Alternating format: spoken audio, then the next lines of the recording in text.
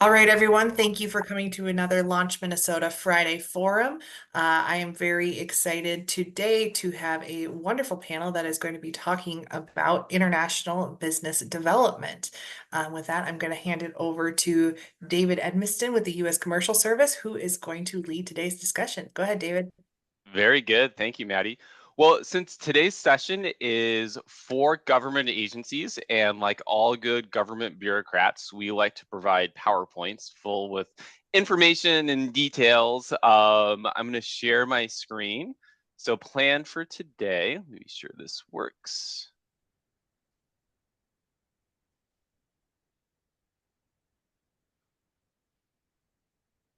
Okay, and Maddie, can you confirm, since I don't use Zoom all that often, that my screen is being shared? Yep, looks good. Perfect. So as Maddie mentioned, my name is David Edmiston, and I am with the U.S. Commercial Service here in Minneapolis, Minnesota. Agenda for today is, as mentioned, four different government agencies, and we are kind of the four agencies here within Minnesota that do international trade, export, business development type support. So all of us work cohesively together. All of our programs support one another. And what we find over the years is that if a company can benefit from working with one of us, they oftentimes benefit from working with all of us. And so the goal for the next 50 minutes or so is to give a good high level overview of all of our agencies, our programs, our services, answer any questions that folks might have. And these are things that might make sense for you now, or they might make sense for you 10 years from now.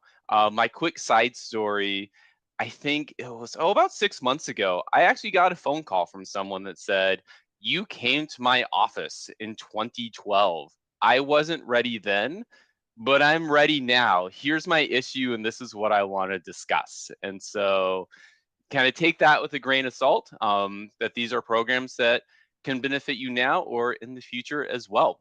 So I'm going to go first. U.S. Commercial Service. First, a little bit about who we are, what we do. Probably number one takeaway from this program is understanding our global network. So we are all over the world, here in the US and around the world. Think of us as the federal agency that works directly with businesses and organizations to help them export their US made goods and services to international markets. Field based network, as mentioned, I'm based here in downtown Minneapolis.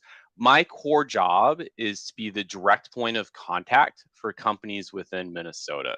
I spend most of my day answering basic export questions, and then bringing in the right knowledge experts, either from other state or federal agencies or international wing, to help work on problems and projects and kind of the hurdles that will help companies increase their international business.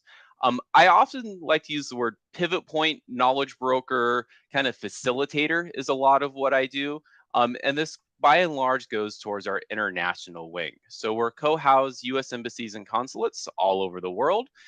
Those folks are staffed by two different types of individuals. I'd say about 20% of the staff would be US citizens, commercial diplomats, similar to the State Department. We have our own diplomatic corps. Those folks travel the world every 3 to 5 years or so, serve as kind of the managerial side. I like to joke that they're given gold plated scissors to cut ribbons and give speeches and that type of thing. The other 80% of the staff, give or take, would be citizens of that country working on the US government payroll, and they're tasked with kind of understanding how does that marketplace work? Who's buying stuff? What are they buying? How are they buying it? What are those opportunities for US companies?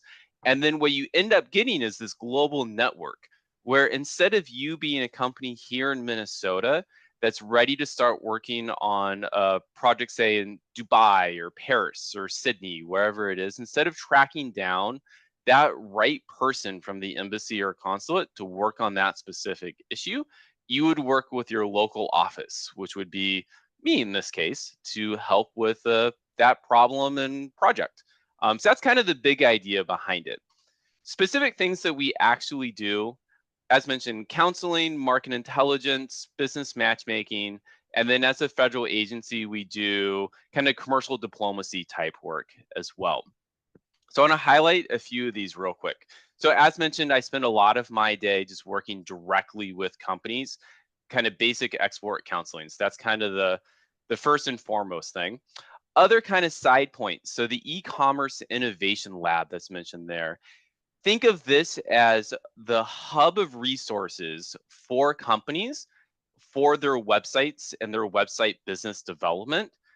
What I often tell companies is that if you have a website, you're already international, whether you want to be or not. And so this is our pool of resources to help you make your business website as digestible and findable and profitable as possible from an international perspective. We offer a service called the Website Globalization Review, which is us taking a look at your website and then providing kind of like a 10, 12-point punch list of here's things that you could do to improve your presence from an international business development perspective for your website. So that's a great service that we offer. Market intelligence, two things I want to talk about here. Country commercial guides freely available on our website are, when we printed them out, they're about 100-page reports. Now they're just kind of a bunch of different links. But all of our offices all over the world will put out a report every year of what do we as the US government see as business opportunities for US companies in that landscape? What are the industries that are doing the best? What are marketing labeling requirements? How do you get a business visa? Kind of things of that nature. So freely available on our website. The other one, international company profile. Imagine yourself, now or at some point in the future, you're at a trade show and you meet a potential business partner and you're going, gosh, are they real? Are they legitimate? Is there anybody I can ask? That's our agency that can help with that type of due diligence, to help provide background before you enter into a business relationship with someone, to know kind of what type of relationship you be getting into and any red flags that you should be aware of. What we're probably most famous for is our ability to do business matchmaking. This is not kind of direct endpoint sales, but more helping companies develop their global network of partners around the world. Our flagship service is called the Gold Key service, and this is where you would work with me in advance. All things in government, there's a 4-page form I'd have you fill out, who you are, what type of partner would help you be successful. Get that into the hands of our office overseas, connect for a conference call, myself, you, international office, answer questions on both sides. And then once everybody's happy, our international office would canvass the marketplace to find potential contacts that you could work with. Those that express interest, we'd kind of catalog and have ready. You would physically go to that international marketplace and spend a day with my international colleague, take you around, have those 3 to 5 meetings over the course of the day, and hopefully you'd walk away from it with a new partner in that international location. So it's a great service that a lot of companies take advantage of. And then the last one, as the federal kind of trade promotion agency, we go to a lot of trade events. We do trade missions. One I want to highlight, the CES show that takes place in January. Major tech event. A lot of companies are there. One thing that we do is there is a US government, that's not quite a pavilion, but it's larger than a booth. Several US government agencies take part. And one of the things that happens with that, and has happened in years past, is there's been an opportunity for startups to exhibit within that location. We actually had a couple of companies that went through the Launch Minnesota program take part last year. I was hoping to have details for how it's going to work this year this morning, but the details just aren't quite ready yet. So Maddie, I'm going to send information your way probably next week about that opportunity, which would be a great opportunity for companies here in Minnesota. And then my last thing that I just want to leave you all with is exports matter. As you're thinking about your business and developing kind of your business plans and kind of thinking about the future, just remember that more than 70% of the world's purchasing power is outside of the United States. And so there's a whole host of statistics I can give of why exports are wonderful and companies that think about international oftentimes are more sustainable and do really well. But those are my quick comments, and I look forward to the discussion as we go forward. Maddie, I think if it's okay with you, we'll go through all of the content and then kind of have a discussion. So Okay. Yeah, sounds good. perfect. With that, I'm going to hand it over to Ailey with the Minnesota Trade Office. And Ailey, if you just want to say next slide, I'll advance your slides for you, okay? Okay, that works nicely. So thank you and good morning, everyone. Happy Friday. Very pleased to be here. Also from the same agency, so Department of Employment and Economic Development, but we are the trade office. So we're the international arm of DEED. And you can go ahead and go to the next slide, David.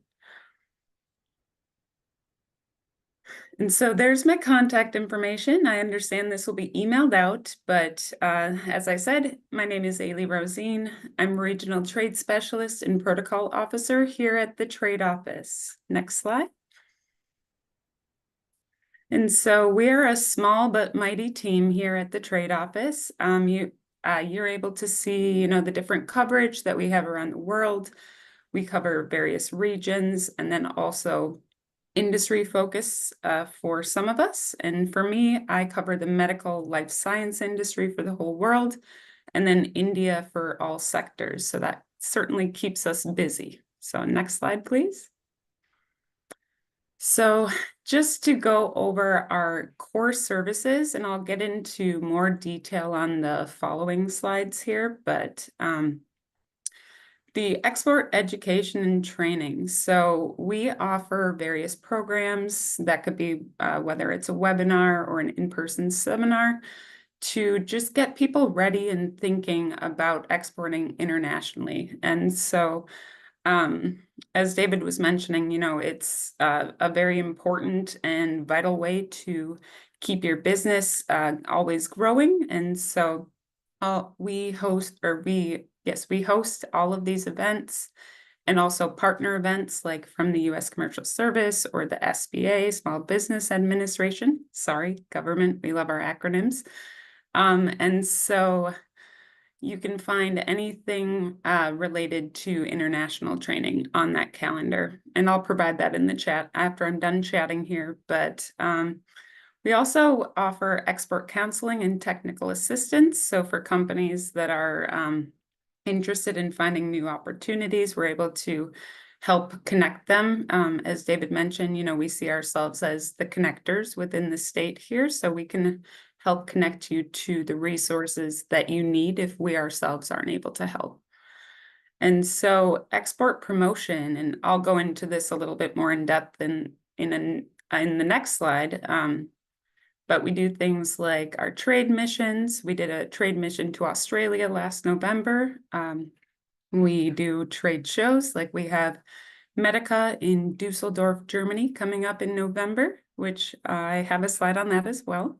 No worries. And then we also have our MTO Foreign Office Network that I'll show a map of our coverage later. And that can help with things like finding potential customers or potential distributors that are in foreign markets around the world.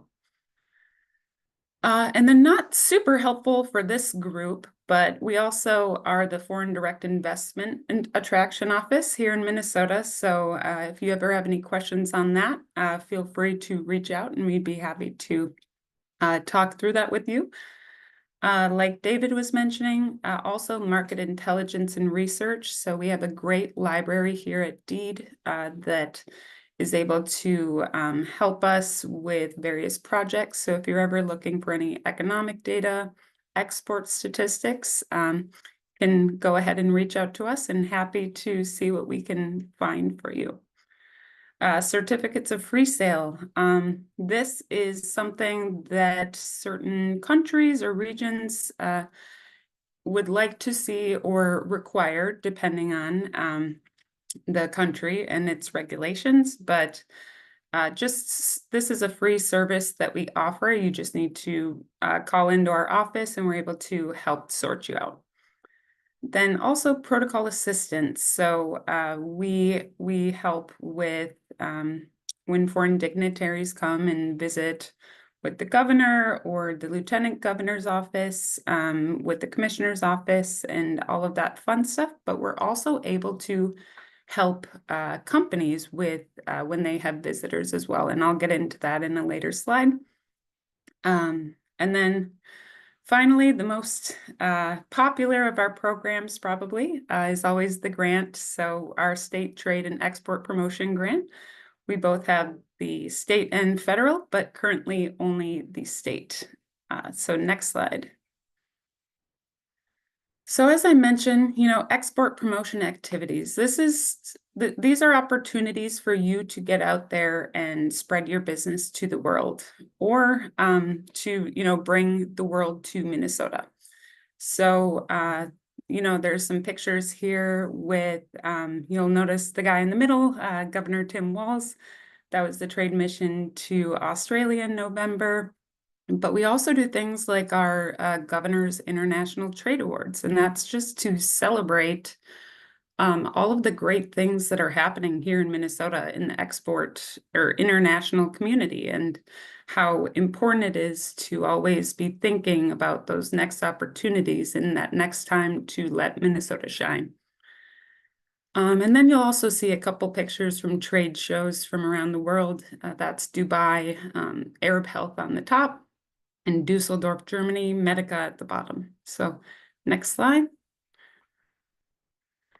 And so this is just a little bit more in depth on, the type of service that you can expect when attending a trade show or a trade mission with this office. And so, we'll bring up about 8 companies with us, small to medium sized, and just help them along the way. And it's a lot easier of a lift as if you're doing it in a group. And so you can kind of learn the ways of what government's doing, or what we're doing for you in that. And so next slide, please. The Foreign Office Network. And so this is a new funding that just started on July 1st, so the start of our fiscal year. So this covers the entire globe, as you can see, and it is complementary project work that we're able to offer to our Minnesota companies that are interested. I mentioned earlier, if you're interested in finding potential distributors or finding potential customer lists, or just, a market analysis to determine if your company would even be a good fit there. And so we're able to offer 2 complementary projects to Minnesota companies each year. And so this is an extremely popular program as well, and is able to kind of give you the boots on the ground for free. So next slide, please. And then, as I mentioned, the protocol office for the state of Minnesota. So that's the flashier things like ambassadors meeting with the governor. But it's also being a liaison from government to the Minnesota Consular Corps, which is the international representation in Minnesota. So consul generals and honorary consuls throughout the state from various countries, and we all get together to strengthen the ties between Minnesota and these countries that they represent. But we also can help with companies that have protocol requests. So if you ever have a foreign company that's coming to visit your company or your startup or a potential investor, we can help you with the cultural aspects, the business etiquette, all of that kind of things that people don't really think about, but it's good to research before you start dealing with international customs and all of that. So if you ever have any questions on that, feel free to reach out and we'd be happy to assist you. So next slide. And I apologize, I think I'm going a little bit over, but this is the main show. So our STEP grants. So as I mentioned before, we only have the state, but it is a 50% matching grant for export-related activities with a max cap of 7,500 currently. That does change depending on legislation. But so these are awarded by the state of Minnesota to eligible companies for travel, meals and incidentals, marketing, and other eligible costs related to international trade.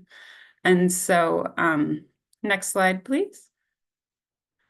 So this is just a few of the activities that are allowed, and you'll notice that services that David was mentioning, I just wanted to do a call out, like the Gold Key Partner Search, that is an allowable activity. But one caveat that I always mention for the startup community is just you need to be in operation for 1 year prior to utilizing this grant. But so if you ever have any questions on that, feel free to reach out to our office and help you to utilize this great service or any of our services. So next slide. So that is it. And I believe we're just moving on to the next speaker, but happy to take any questions at the end. So thanks so much. Very good. Thanks, Ailey. So next we're going to transition to talking about the wonderful world of export finance. So first up for that is Carlos Sosa, who is with the Small Business Administration. Carlos, I'll hand it over to you. Thank you, David. Yes, I am the Regional Export Finance Manager for the Office of International Trade, which handles the export financing programs at the SBA. Let's go to the next slide, David. Currently, we have 3 pre-export financing programs. Next slide. Why are these programs important? Well, for the mere fact that what David said is true. About 70% of the purchasing power available to U.S. companies, especially small business companies, reside outside our borders. So that's why we make these programs available to small exporters through their local community of commercial banks. Next slide, please. From the get-go, I'd like to say that not only are direct exporters able to tap into all 3 of these programs, but indirect exporters too. And by an indirect exporter, I mean not the company that's manufacturing the goods. If it does not export products directly, but instead exports them through another U.S.-based company, that original manufacturer can apply for all 3 of these export financing programs. So keep that in mind. Next slide, please. The first program is the Export Express program. These are loans or lines of credit up to $500,000. Now, the benefit of the Export Express program is that approved banks make their own underwriting decisions, use their own forms, and receive a 90% guarantee for loans up to $350,000 and a 75% guarantee for loans over $350,000 up to $500,000 from the SBA without having to come to the SBA for final approval. Next slide, please. What are the uses of the Export Express program? Well, the Export Express program can pay for any legitimate expense that an exporter, small business, incurs in either financing goods to existing overseas markets or to new overseas markets. For example, the Export Express loan can be used after you've already exhausted the STEP fund grants from the Minnesota Trade Office to pay for the cost of traveling overseas. That means it pays for the cost of the airline tickets, the hotel stays, the translation of the marketing materials. The Gold Key package offered by U.S. Commercial Services can also be paid under an Export Express program. And it can also be used to finance small pre-export financing lines of credit for filling foreign purchase orders or to finance capital expenditures that a small exporter needs in order to increase its international sales. Now, banks typically book Export Express loans as revolving lines, not evolving as in there, but revolving lines of credit anywhere from 1 to 7 years. However, the term of the loan can be up to 25 years, depending on the asset that's being financed. Next slide, please. What are the eligibility criteria under the Export Express loan? Well, remember, and please remember these, because it's going to be the same criteria that the Export Express loan uses as the other 2 programs that I will discuss. We want to make sure that the applicant is located and primarily operates from the U.S. So in order to after this threshold is met, we want to make sure that the SBA small size standard is met. How do we determine that? Well, we look at the industry code for the small exporter, the NICS code. Typically, if it's a manufacturer and it has less than 500 employees, that threshold is met. We want to make sure that the company has been in business at least 12 months and operating at a profit. New to export business applicants are okay or acceptable as long as the principals have prior experience in exporting. We want to make sure that the owners, those who have 20% or more interest in the small exporter, provide the personal unlimited guarantee. And those owners have to have at least a U.S. green card or must be U.S. citizens. And in addition, we look to make sure that there's no criminal history on the part of the company or the owners. And we do not finance any shipments to restricted countries. What do we mean by restricted countries? Well, we use our sister agency, the Export-Import Bank, to determine what those countries are. They have a country limitation schedule, and we kind of guide the exporter and the bank in making sure that that criteria is met. One thing to keep in mind, a must, is that the exporter has to provide a 1 year, 12 month by month cash flow projection and what's called an export questionnaire to apply for an Export Express loan. Next slide, please. These are the guarantee fees on the guaranteed portion of the loan that a bank must pay, as well as what's called the servicing fee on outstanding balances under an Export Express that the bank does pay, and the bank does pass on these costs to the exporter. These are probably going to be pretty much the same for all three loans, so keep that in mind. For fiscal year 2024, all SBA loans under $1 million do not pay a guarantee fee or a servicing fee. So let's say that you do not need an Export Express loan because you already have been talking to overseas companies, and you get a purchase order for $1 million, and it's going to cost you $800,000 as a small business company to fill that purchase order, all in costs. So you go to your bank and you say, oh, I need a working capital line to fill this purchase order. And your bank is going to say, well, we participate in the SBA programs, and actually we can help you because SBA has a flagship program that allows us to do that. Next slide, please, David. And the program that they will talk about is the Export Working Capital Program. This is our flagship program. It goes up to a limit of $5 million. It affords a bank a 90% guarantee as the incentive to make an EWCP available to an exporter. And it can provide up to 100% of cost financing in filling a foreign purchase order. Generally, banks book EWCPs as revolving lines of credits for up to 12 months, although they can book it up to 36 months from the get-go. And this program has the lowest default rate of any 7(a) program that the SBA has. Why?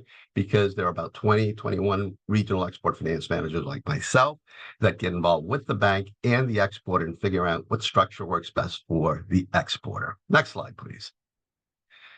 This is the eligibility criteria under the EWCP. Once again, it's similar to the Export Express loan. Next slide, please. The EWCP can be booked in or structured in one of two ways, either as a transaction-based loan, or think of it as a foreign purchase order-based line of credit, which works better for companies that are manufacturing goods, manufacturers of capital equipment, for instance, or as an asset-based line, which works better for companies that are more trading companies or wholesalers, those that have a large foreign accounts receivable and foreign bound inventory on their balance sheet, those two categories, and need to find a way of financing those. Now, remember, the EWCP is a borrower-friendly program, so we have no U.S. minimum content requirements. If a bank does not feel that it needs to perform semi-field or annual field exams under an asset-based lending facility, we don't require them. We have no minimum financial test requirements, and we have no requirements for reviewed audited financial statements up to $5 million, as long as the bank is willing to accept those types of financial statements provided by the exporter. And one more thing. We can finance the sale of military type goods under this program as long as the exporter has proper State Department clearance, i.e. an export license. Next slide, please. What types of costs can be financed? Pretty much everything under the sun. The cost of purchasing raw materials and carrying WIP on the balance sheet. If you are a trading company, the cost of foreign accounts receivable and inventory that you carry on the balance sheet. And finally, for manufacturers if they require a large down payment from the foreign buyer, and the foreign buyer requires a standby letter of credit to be issued to them in case the exporter can't provide or complete the project, then the exporter can use the EWCP to issue what are called standby letters of credit. Next slide, please. What types of goods can be financed? Pretty much anything. Durable, non-durable goods, technological goods, and even services such as architectural and engineering services. Next slide, please. These are the guarantee and servicing fees that apply to the EWCP. They're a little bit different from the regular 7A loan. They're lower. And the reason for that is that the EWCP is a non-standard 7A loan. Next slide, please. So let's say that you do not need an Export Express or an EWCP because you don't need that short-term working capital, but you do need to pretty much be able to, because business is expanding internationally, buy 2 new machines to produce the product and expand the warehouse so that you can house those machines, and it's going to cost you $1 million. So you go to your bank and you say, hey, bank, how can you finance these capital expenditures for me? And the bank will say, well, we can't use it. We can't finance it under Export Express because that only goes up to $500,000. We can't finance it under the EWCP program because that's short-term working capital. But we can finance it under the SBA International Trade Loan. And this program is designed specifically to finance capital expenditures for small companies. It affords a bank a 90% guarantee for up to $5 million. And once again, it can be used to finance the equipment purchases that allow an exporter to increase sales overseas. Real estate, if you have to expand and you have to buy the lot in the bank, in the back of your facilities, it can be used to purchase real estate. It can be used also for business acquisitions with some caveats. Excuse me. And it can also be used to finance permanent working capital. And finally, it can also be used to refinance debt. That has to be at a lower interest rate that makes sense for the exporter. Next slide, please. Eligibility criteria under the ITL loan is similar to the Export Express and EWCP, which we've already discussed. So we'll go on to the next slide. These are the guarantee fee and servicing fees that apply to the ITL, similar to the Export Express. No guarantee fees or servicing fees for loans under $1 million. And next slide, please. How does an exporter apply for any of these 3 export financing programs? To their local, community, or commercial bank. Set up an appointment, see if they do any SBA lending, and if they do, then ask, do you use the 3 pre-export financing programs that the SBA has available? And if not, you come to me and I'll be able to provide you a list of those banks that do. Next slide. I thought that this would be interesting, give you a list of the types of companies that have used 1 or all 3 of these programs. As you can see, they pretty much run the spectrum from fruit packagers all the way to specialty popcorn makers. Next slide, please. We'll keep the Q&A until after the last presenter. And finally, next slide, please, David. This is my contact information. Yes, my cell phone issued by the SBA does have a 504 area code number, but I am located here in Minneapolis.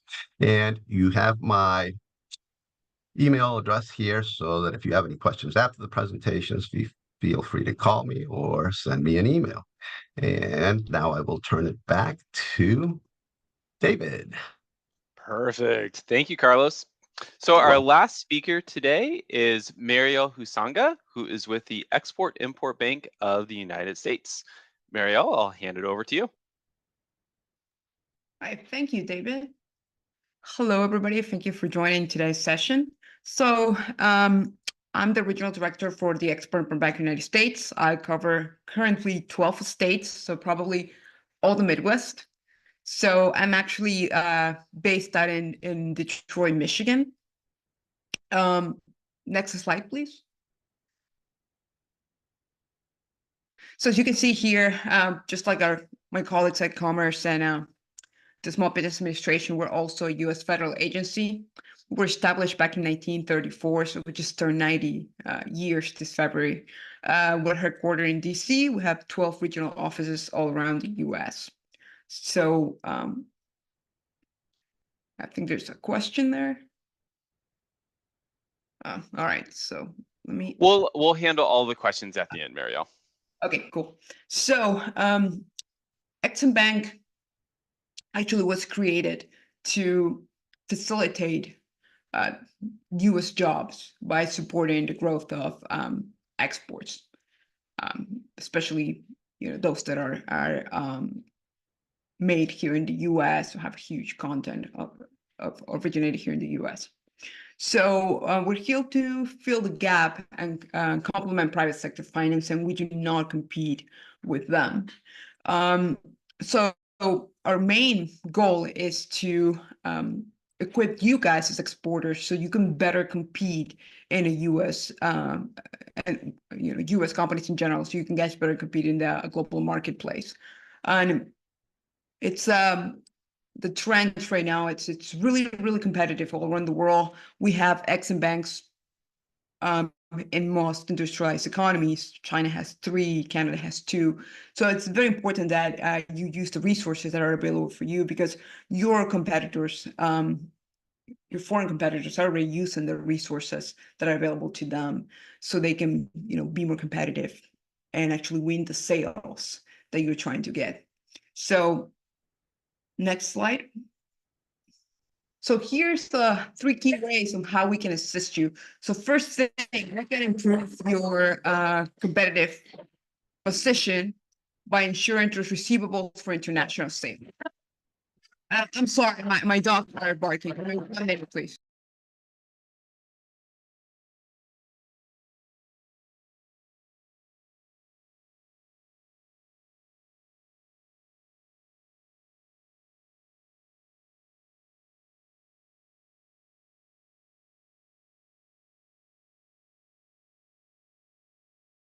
Apologies, the kind of limitations when you work from home.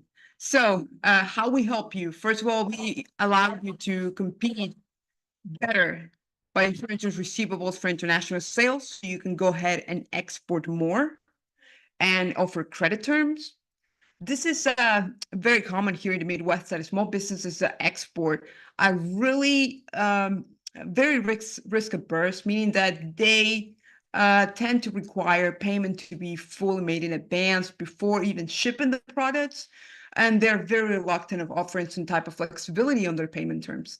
However, that limits heavily your ability to compete. So you need to think about the purchasing power that these foreign buyers have, and the other suppliers that they are negotiating with, not only within their local business marketplace, but also from other countries. So if you're going to be looking into winning those sales, making larger contracts, making larger sales, you need to be able to be at least a little bit more flexible on how you take payment. So that's what we're here. Exim Bank will allow you to extend those credit terms, open account terms, so you can be at ease knowing that if your buyer doesn't pay you, whether it's a commercial or political issue, then you can come to us and we will pay you up to 95% of the value of the receivable. We can also assist you in obtaining pre-export working capital financing, so similar to what my colleague at SBA explained. However, probably we're a better fit for those higher working capital needs. Anywhere from $500,000 plus is probably what our lenders would be looking into. But if you have a need that is less than that, we can always discuss. Our financing is asset-based, so that's something very important to take into consideration, meaning that we're going to be looking heavily into your net worth and your balance sheet and the equity, right? So if you're just looking for purchase order financing, probably my colleagues at SBA are going to be a good fit. But we can always make the discussion and see how either of us can help you. So finally, we can support the purchase of capital equipment for your foreign buyers by offering them term loans, so up to 5 years of repayment terms. So that's very attractive for your foreign buyers, so they can get the financing, truthfully complete the sale from you, and get that loan to a U.S. lender that we're facilitating They can also enjoy probably better interest rates than what they can get in their own country. So think about foreign buyers located in LATAM or in Africa. They typically have a banking system that struggles with liquidity, so that leads to higher interest rates. So they would be definitely attracted to our type of financing because our interest rates are typically much lower. Next slide, please. So a couple of key points, the target companies that we work with.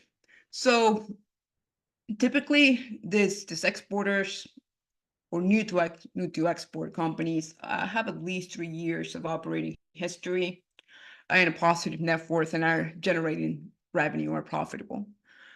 So that does not mean we are not able to work with companies that are younger than that. However, you know, it's on a case-by-case basis. So we're probably not going to be the best fit for startups that are not generating revenue yet, just because of the type of criteria and the credit standards that we work with. But I never ruled them out. I have personally worked with companies that are 1 year old, 2 years old, and they're already exploding, and they're already very well suited for services. So we never discourage to get that conversation started at any point. So another criteria that we have is that all our products must be shipped from the US with more than 50% US content. And that typically means that while not all the components or raw materials have to be US sourced, definitely we want a good chunk of it to be US made. And we're also factoring in overhead like marketing and research and development, factoring labor as well, but excluding profit or marked up. So we're if you think about it, as long as it's here in the US and either assemble and you can make a case that has a high US content. Just to give an example, iPhones, for example, they're all made in China. However, they're brought here, and there's a huge component of research and development and IP. So, they actually are considered US originated products. That's a kind of extreme example, but just not to discourage you if you think, oh, I might not meet this content policy. So, by the way, we can also support services. So if you're a service provider, that's definitely something we can assist with. We, however, do have a limitation, and that is the export of military and defense-related goods and services. We have some waivers in place. For example, if those goods or services are being exported to foreign military that is going to be used for patrolling, we can make a point on that. And also, if they're going to be used for humanitarian purposes, that can be also an exception. But in general terms, we're very limited regarding military and defense exports.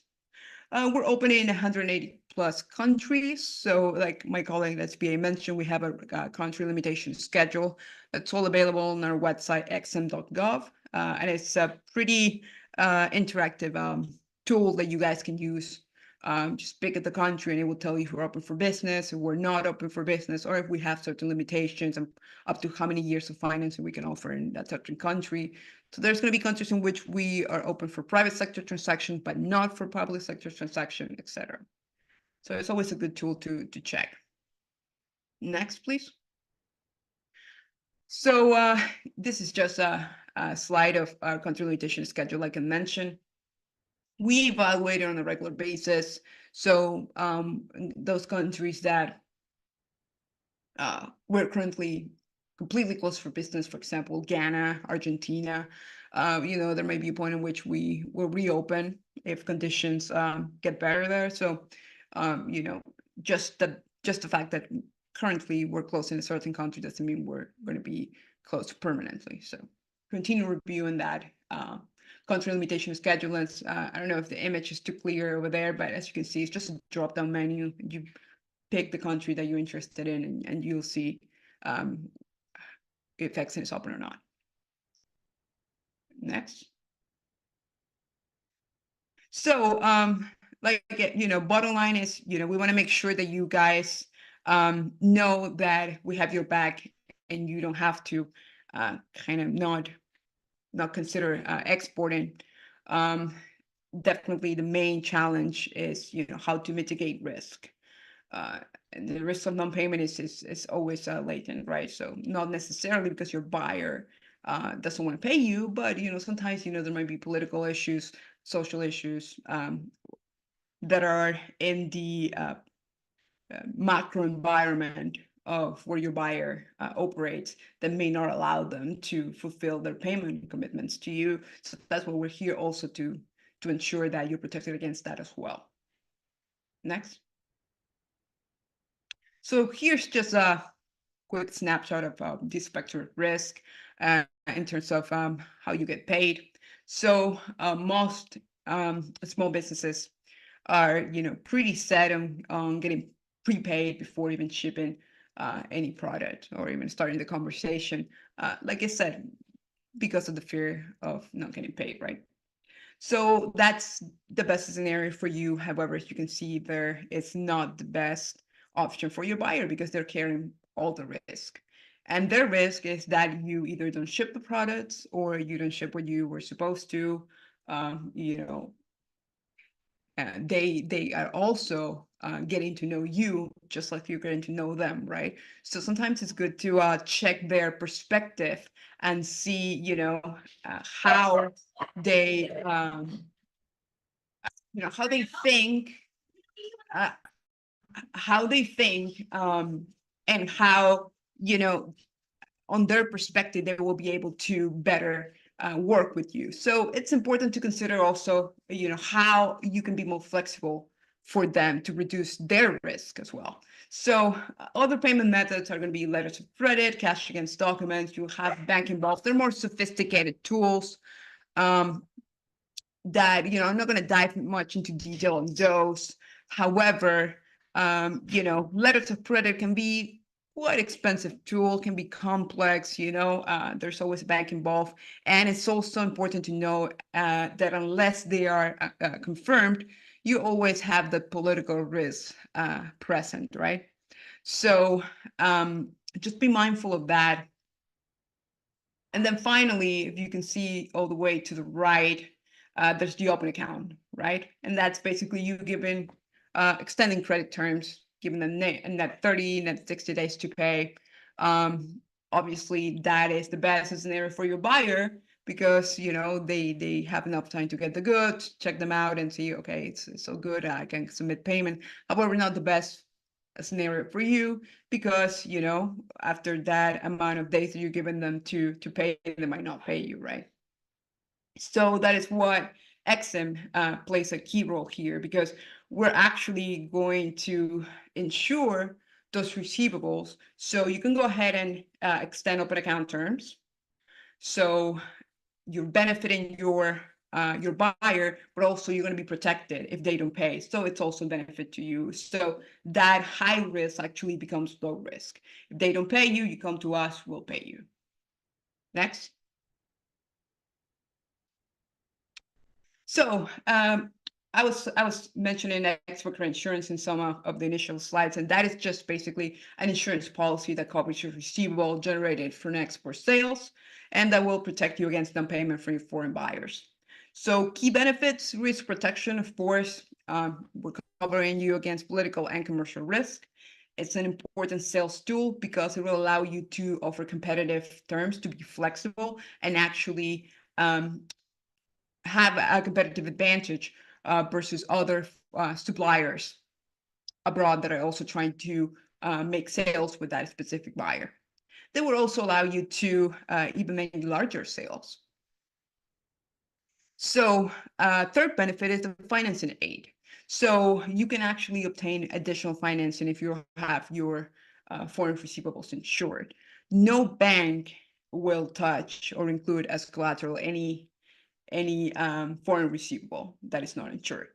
So the idea here is that you can expand your borrowing base by actually adding your receivables that are insured to your collateral and actually get a bigger line of credit or actually get a larger loan. So that's the added financing benefit. Next. So what is covered? I was mentioning commercial risks and political risks. This is just a quick overview of what that means. Commercial risks is just insolvency from your buyer, bankruptcy, protracted default. Political risk involve anything happening, in the macro system where your buyer operates. So that's war, revolution, insurrection. Currency transfer risks, which is, for example, what's going on in Argentina right now. And that's basically, all the countries in the world that do not have the US dollar as the local currency, they're all exposed to currency transfer risk. So it's always a key risk to consider whenever you are exporting. Even though you're getting paid in dollars, your invoices in dollars, that buyer actually has to convert their local currency to dollars to pay you. So if there's a problem right there, they might not be able to pay you, and paying you is not completely out of their control. So we're also covering that. And finally, cancellation of import-export license, when that could be, done by their own government, and again, not the fault of the buyer. The only thing that we're not going to be covering is disputes, commercial disputes, and that is basically your buyer saying that you were supposed to send them 1,000 units to a specific device and you only sent 500. So no insurance policy is going to cover that. So make sure that you take the necessary precautions to document everything. If inspections are needed, do them so your buyer cannot claim it's a commercial dispute when they actually have trouble getting their financing in order to pay you. So next. So here are a couple of policies that we have in place. I'm not going to dive deep into this because we can have this conversation in a one-on-one, but basically we have an umbrella policy, which is our multi-buyer policy that can cover all or most of your international portfolio of sales and credit terms. You get the maximum coverage, which is 95%. It's pay as you go, meaning that you report the shipment, you pay the premium. There's nothing that you need to put in escrow, anything like that, which is very common in private export insurance providers. So the idea here is that we allow you to actually free those cash flows. So if there's a month that you don't have anything to report, you didn't ship anything, just report 0 and there's no due, right? So that's also something that you guys need to consider as a benefit. We also have a small business multi-buyer policy, which was created to better serve the small business community. And finally, we have a single buyer policy, and that's basically we only insuring one specific buyer, right? So if that's your need, we have it available up to 90% of coverage in those type of scenario, no deductible. Most of our policies also have no deductible. So it's another added benefit. Next. So this is pretty much how export credit insurance work. You talk to us, set up a policy, identify the buyer. We will assess the buyer to determine if it's credit worthy or not. We're going to either require a trade reference or credit report or both, depending on the credit limit we're giving them. And then, once all that is in order, the buyer is added to the policy, you go ahead and ship, report the shipment, pay the premium. And finally, when that invoice is due, if they pay you, perfect. And if they don't pay you, then we start the process of filing a claim, which typically takes from the moment they're past due to the moment that you can come to us is 90-day period. But just know that 95% in most of the cases, it's going to be what we're going to be covering for that receivable. And just to give you an idea of pricing, because it's a common question that I get from small business exporters. So just to give you an example, under a multi-buyer small business policy, up to 60 days of credit that you give to your foreign buyer it's going to be 0.55% of value of the receivable. So let's say you're invoicing them $10,000, your premium is only going to be $55. And what we always say is we typically encourage you to, build that cost of insurance into your invoice and pass it to the buyer, just a way to offset that. But as you can see, it's very cheap for the huge benefit and protection that you're getting. Next. So the other solution that we have, like I mentioned in the beginning, is our working capital loan guarantee. So we're going to provide 90% guarantee of repayment on loan to exporters. It can be, you can set up a transaction specific or reportable line of credit. We have no minimum or maximum amount, but however, like I said, probably a sweet spot for the lenders that we work with is going to be 500,000 or more.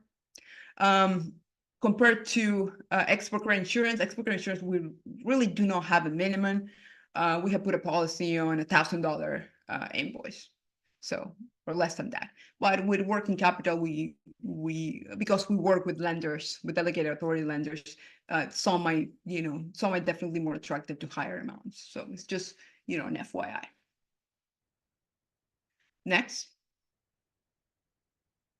So this is how working capital loan guarantee works. So you want to grow your sales, you need additional financing to buy raw materials, components, anything to assemble a final product. You apply for a working capital loan, but your lender won't approve it because your collateral is export related. And then is when we come in, we work with delegated authority lenders that will process your working capital loan under our established criteria. They already know our product. They already have up to an X amount that is pre-approved by EXIM. Some of the lenders actually do have an underwriting dedicated to process EXIM transactions. So actually pretty easy. And if you don't know if you're working already with a delegated authority lender, always get in touch with me and be able to assist you. And finally, your lender loans you the money and you use the funds to fulfill that export sale. Next. So this is what we call the foreign buyer financing, so it's medium term. So we're going to be financing actually 85% to the buyer, to your foreign buyer. They got to pay 15% cash down to you.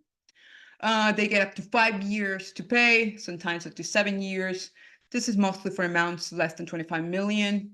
For anything over that, it requires board approval, but we can still do it. The idea here is that we're going to facilitate a loan to your foreign buyers so they can buy from you. Key benefits for them: they get more time to pay. They can borrow at U.S. Interest rates that are typically much cheaper than what they could get at their own countries. And benefit for you is that you make that sale and you get your money fast, basically. Next. So this is just a summary of how we can assist you. You want to fulfill your export orders, we have a working capital loan guarantee. You want to extend credit, protect yourself against non-payment risk and access to capital, export credit insurance. And then you want to finance a purchase from your foreign buyer. We have medium and long-term financing available. Next, please. So here's my contact information. You want to get the conversation started, you have a specific question, feel free to reach out via email or by phone, and I'll be more than happy to assist you. Thank you. Very good. Thanks, Mariel. I know we went a little over time, but if anybody has any burning questions, I think everybody's happy to address.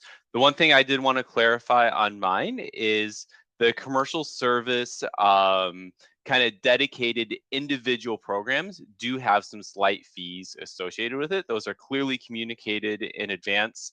The Gold Key program that I talked about has a $950 fee for our facilitation. So just know there are some slight fees available or associated for small businesses, but that $950 is that small business price, but we can talk more about that. And with that, are there any other questions before we all sign off for the day?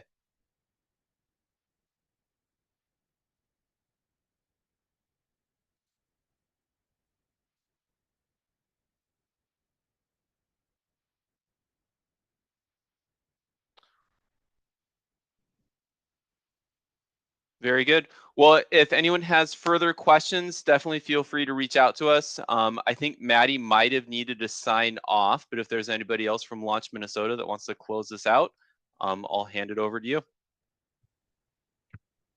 Hey, thank you very much, everybody, for participating. Really appreciate our panel, and everybody have a great rest of your day and weekend.